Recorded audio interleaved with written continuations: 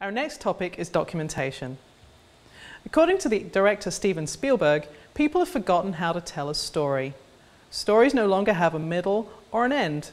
They usually have a beginning that never stops beginning.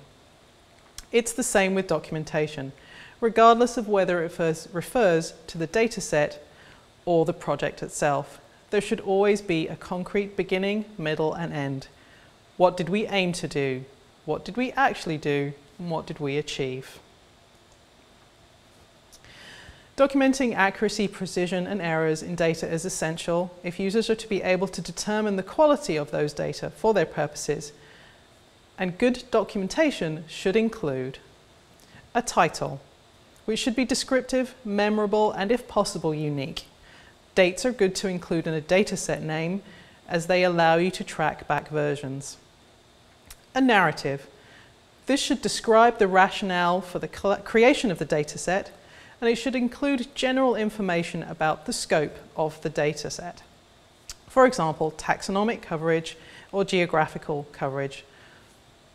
Source information is important. If you did not collect or measure the data yourself, who did? Where did you get it from? Lineage. Does the dataset have a history? Have any of the fields been transformed before you got the data? A statement of accuracy. Using the concepts we've discussed in the previous section, you should be able to document uncertainty, errors, accuracy, and precision for your data, and that will allow the user to know exactly what they can and cannot do with your dataset. Also, dates and life expectancy. When will it be available? How long will it be valid for? And when, if ever, will it be updated? You should also include definitions of fields and also whether each field has been transformed and what its format should be. You should tell the user about collection methodologies, if there are any, to avoid bias in further use. Were there protocols that were set and that have been used elsewhere? You should include, as far as possible, a statement of completeness. What is missing from your data and why is it missing? On top of that, conditions of use and constraints. Where and how can the data be used? For most portals, and GBIF projects in particular, data must have a very open use policy.